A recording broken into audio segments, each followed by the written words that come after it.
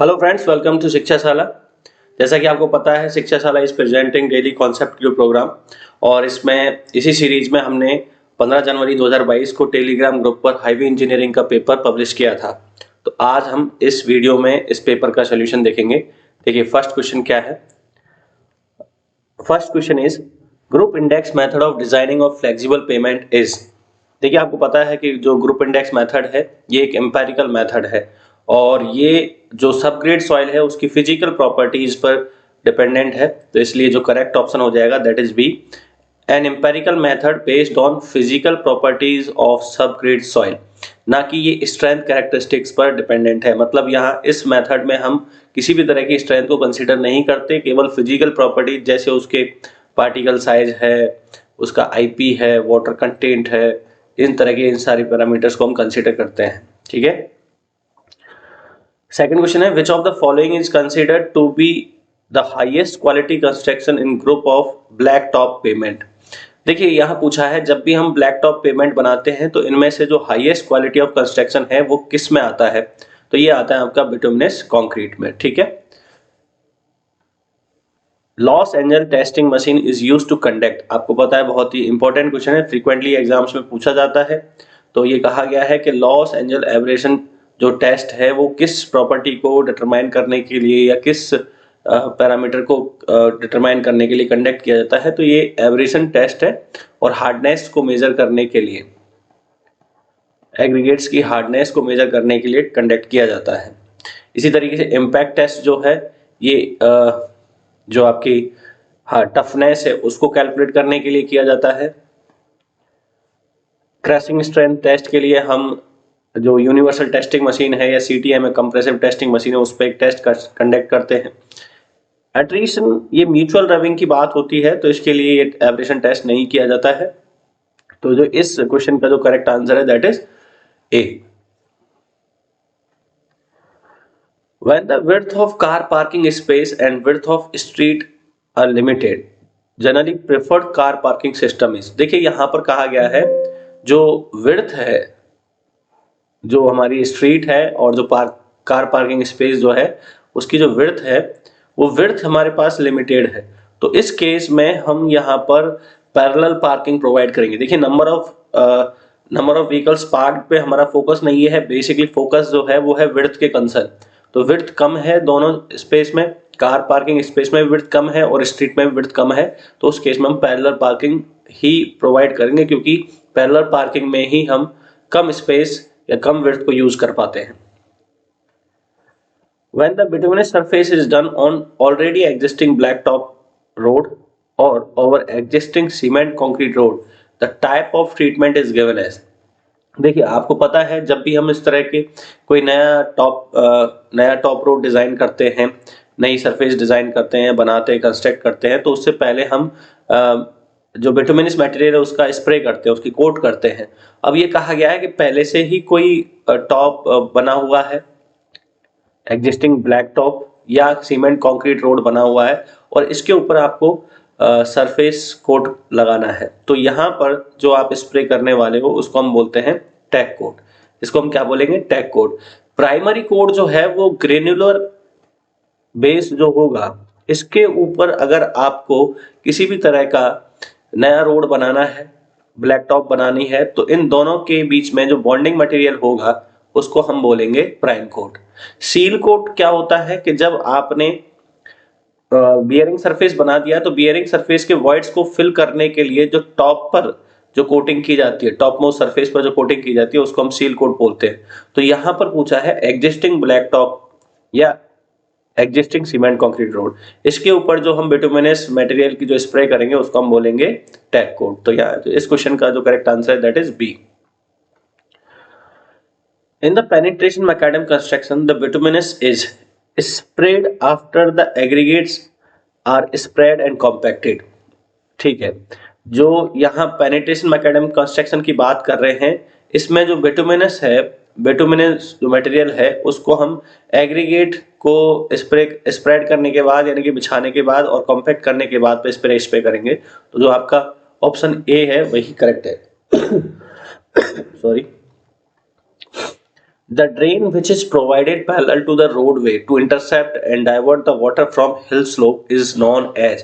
देखिए हिली रोड्स में जो वाटर है उसको डाइवर्ट करने के लिए, उसको उसको कलेक्ट करने के लिए जो हम कंपोनेंट प्रोवाइड करते हैं उसको हम बोलते हैं कैच वाटर ड्रेन। चलिए, तो नेक्स्ट क्वेश्चन है आपका, the function of an expansion joint in rigid pavement is to. देखिए जब भी हम एक्सपेंशन जॉइंट प्रोवाइड करते हैं तो उसका एक ही फंक्शन होता है कि वो जो फ्री एक्सपेंशन है रोड का उसको अलाउ कर सके। So option D is the correct answer. देखिए ऑटोमेटिकली हो जाएगा, अगर आपने फ्री एक्सपेंशन को अलाउ कर दिया है तो वॉर्पिंग स्ट्रेसेस, श्रिंकेज वगैरह ये जो है ये आपके रिलीव हो जाएंगे, अवॉइड हो जाएंगे, प्रिवेंट हो जाएंगे। Select the correct statement. More the value of group index less thickness of pavement will be required. ये स्टेटमेंट गलत हो गया। जीआई की वैल्यू जितनी ज्यादा होगी रिक्वायर्ड थिकनेस ऑफ पेमेंट भी उतना ही ज्यादा होगा। इसका मतलब higher GI value represent poor quality of subgrade. इसी तरीके से more value of CBR greater thickness of pavement will be required. यहाँ जो सीवीआर की वैल्यू के कॉरेस्पॉन्डिंग है तो हायर सीबीआई वैल्यू, इसका मतलब जो सबग्रेड है या मटेरियल है उसकी क्वालिटी जो है वो गुड है, क्वालिटी जो है वो अच्छी रहेगी, तो इसके कॉरेस्पॉन्डिंग जो आंसर आएगा थिकनेस रिक्वायर्ड जो होगी वो कम हो जाएगी। तो ये स्टेटमेंट भी गलत है। Minimum and maximum value of group index can be 0 to 20 respectively. बिल्कुल ये स्टेटमेंट आपका सही है, तो यहाँ जो करेक्ट आंसर होगा दैट इज सी। ठीक है। Penetration test on bitumen is used to determine its grade. ठीक है। विस्कोसिटी के लिए हम विस्कोसिटी टेस्ट कंडक्ट करते हैं, डक्टिलिटी के लिए डक्टिलिटी टेस्ट कंडक्ट करते हैं जिसमें ब्रैकेट यूज करते हैं, टेम्परेचर सस्पेक्टिबिलिटी के लिए फ्लैश एंड फायर पॉइंट जो टेस्ट है उसको कंडक्ट करते हैं। तो पेनिट्रेशन टेस्ट जो है विटामिन की ग्रेड को डिटरमाइन करने के लिए कंडक्ट किया जाता है। In soil having same value of plasticity index if liquid limit is increase. देखिए थोड़ा सा क्वेश्चन जो है सॉइल से है तो थोड़ा सा इसका आपको पता होना चाहिए, compressibility, permeability and dry strength. तो जब भी आप लिक्विड लिमिट को बढ़ाएंगे और जो प्लास्टिसिटी इंडेक्स है आईपी की वैल्यू आप कांस्टेंट रखेंगे तो उस केस में compressibility, permeability and dry strength, यह कंप्रेसिबिलिटी और परमेबिलिटी तो इंक्रीज हो जाएगा और ड्राई स्ट्रेंथ जो है वो उसकी डिक्रीज हो जाएगी। तो यहाँ जो मोस्ट करेक्ट आंसर है वो है D. The maximum limit of water absorption for aggregate suitable for road construction. Maximum पूछा है तो 0.6% से ये ज्यादा नहीं होना चाहिए। तो 0.6% is correct answer. The critical combination of stresses for corner region in cement concrete road is। देखिए यहाँ जो load stress plus warping stress, okay यहाँ प्लस यहाँ दे रखा है, इसको माइनस कर लीजिएगा, यहाँ पर थोड़ा सा टाइपिंग एरर है, तो ये जो ऑप्शन है ये गलत हो जाएगा। लोड स्ट्रेस, वार्पिंग स्ट्रेस, क्योंकि आपको पता है कॉर्नर पे जब भी लोड लगेगा तो कॉर्नर पे हम बेसिकली बात कर सकते हैं कि कॉर्नर के बॉटम की, ठीक है, बॉटम की बात करेंगे, क्योंकि टॉप की क्यों नहीं बात करेंगे। टॉप में यहाँ जो फ्रिक्शनल स्ट्रेस है ये नहीं होगा तो जो कॉम्बिनेशन है वो वैसे ही कम हो जाएगा। तो लोड स्ट्रेस, लोड की वजह से जो स्ट्रेस आएगा बॉटम पे वो इस तरह से ये डिफ्लेक्ट होगा तो कंप्रेसिव होगा। ठीक है। वार्पिंग स्ट्रेस की भी वही कंडीशन आपको देखनी है जिसमें वो कंप्रेसिव स्ट्रेस जनरेट हो रहा हो, और फ्रिक्शनल स्ट्रेस के केस में भी यहाँ कंप्रेसिव होना चाहिए। तो जो प्लस वाला कॉम्बिनेशन है कि फर्स्ट कंडीशन देखनी है, चाहे वो कंप्रेसिव नेचर में हो चाहे वो टेंसाइल नेचर में हो, लेकिन सारे ही ऐड होने चाहिए। अगर यहाँ माइनस है, बेसिकली जो टाइपिंग एरर है उसमें आपको पता ही नहीं लगेगा कि माइनस होगा, बट यहाँ माइनस है तो माइनस होने पर ये जो वैल्यू आएगी इससे कम आएगी। अब देखिए कि ये दोनों जो हैं ये टॉप के लिए है, ये वाली वैल्यू जो टॉप के लिए है और ये वाली वैल्यू वार्पिंग स्ट्रेस को नेग्लेक्ट करके है, तो इनमें से मैक्सिमम वैल्यू किस केस में आने वाली है। तो मैक्सिमम वैल्यू जो है सारे ही लोड कॉम्बिनेशन अगर ऐड हो रहे हैं तो उस केस में मैक्सिमम वैल्यू होगी, तो क्रिटिकल कॉम्बिनेशन जो होगा वो बी होगा। In highway construction rolling starts from. तो हाईवे कंस्ट्रक्शन में रोलिंग कहाँ से स्टार्ट होती है ये आपसे पूछा है। तो रोलिंग जो है जनरली जब हम रोड बनाते हैं तो रोलर्स बेसिकली पहले हम देखा होगा आपने कि जो साइड्स हैं उनको कॉम्पैक्ट करते हैं, फिर धीरे धीरे सेंटर की तरफ प्रोसीड करते हैं। तो from side to centre, sides and proceed to centre, तो जो ऑप्शन ए है ये आपका मोस्ट करेक्ट हो जाएगा। The most economical lightning layout which is suitable for narrow road, narrow road के केस में मोस्ट इकोनॉमिकल जो लाइटनिंग लेआउट है वो क्या होगा? Single side lightning, staggered system, central lightning system और नन ऑफ दीज। तो सिंगल साइड लाइटनिंग जो है ये नैरो रोड्स के केस में ही यूज किया जाता है, तो ऑप्शन ए जो है वो आपका करेक्ट आंसर है। The ideal shape of a transition curve is clothoid, क्या होगा यहाँ पर? क्लॉथॉइड, ठीक है। The full width of land acquired before finalizing a highway alignment is known as right of way, ठीक है। जब भी आप किसी हाईवे को फाइनलाइज करते हो और उसके अलाइनमेंट देते हो, उससे पहले जो हम ओवरऑल लैंड जो कवर कर लेते हैं उसको हम बोलते हैं राइट ऑफ वे। क्या बोलते हैं इसको हम? Right of way. चलिए next question. Tyre pressure influences the, देखिए टायर प्रेशर जो है वो किसको अफेक्ट करेगा?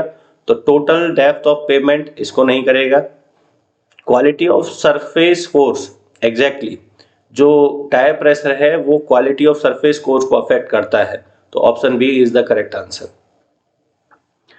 Any gradient on a road is said to be an exceptional gradient if it is, देखिए एक्सेप्शनल ग्रेडियंट क्या है? या तो मिनिमम से कम होना चाहिए, जो मिनिमम वैल्यू है उससे कम होना चाहिए, या मैक्सिमम से ज्यादा होना चाहिए।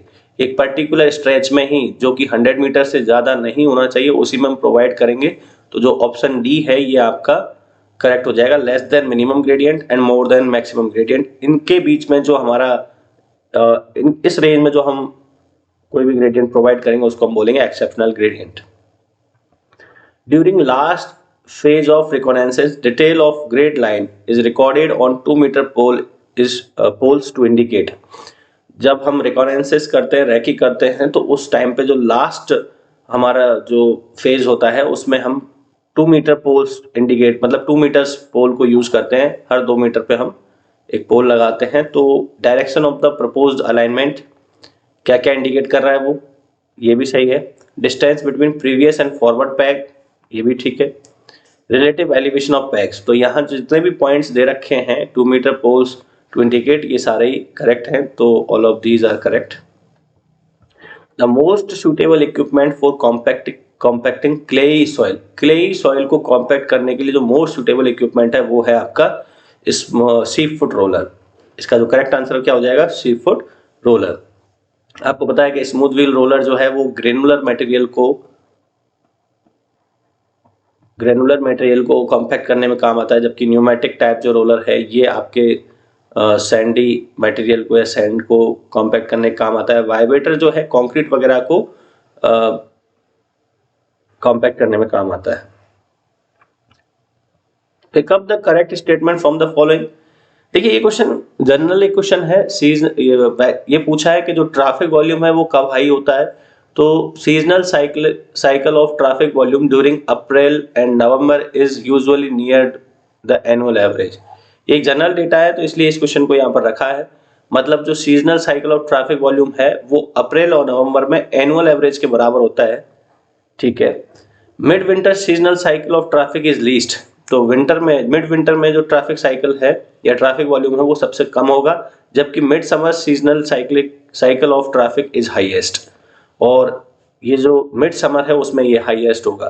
तो ये जनरल इन्फॉर्मेशन आपको पता होनी चाहिए, इसलिए मैंने इसको यहाँ रखा है, और ये सारे ही स्टेटमेंट करेक्ट है, तो इसलिए जो इस क्वेश्चन का आंसर है this is all of these.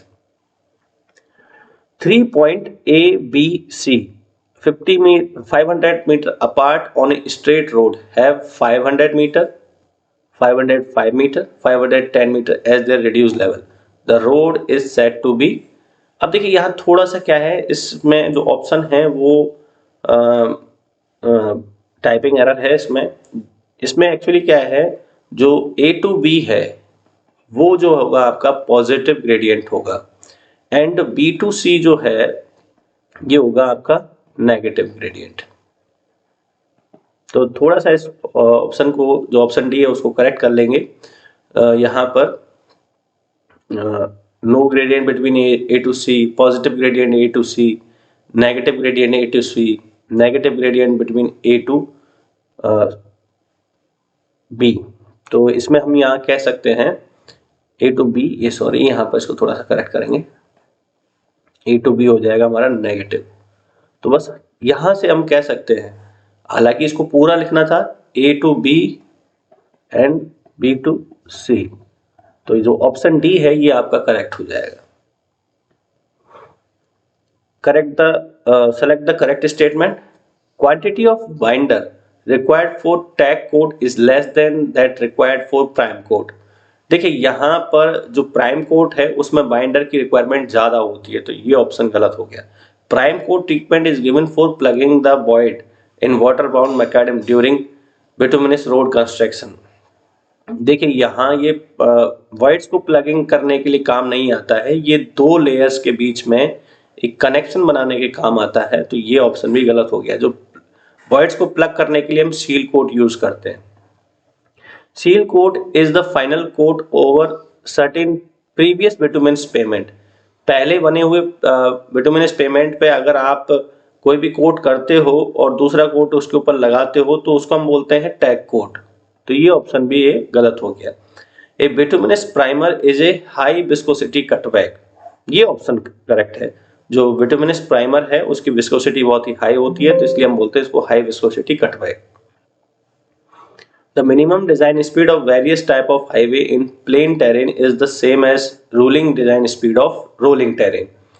Plane में और रोलिंग में ये जो मिनिमम डिजाइन स्पीड है और रोलिंग में जो रोलिंग डिजाइन स्पीड है, ये दोनों क्या होंगे, इक्वल होंगे।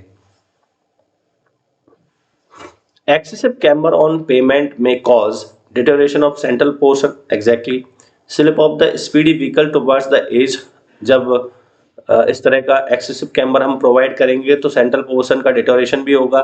यहाँ से जो फास्ट मूविंग व्हीकल हैं वो एज की तरफ स्लिप भी होंगे, एंड इरोजन ऑफ बम्प्स, और जब ये एज की तरफ आएंगे तो बम्प्स में भी क्या होगा, इरोजन होगा। तो all of these are correct.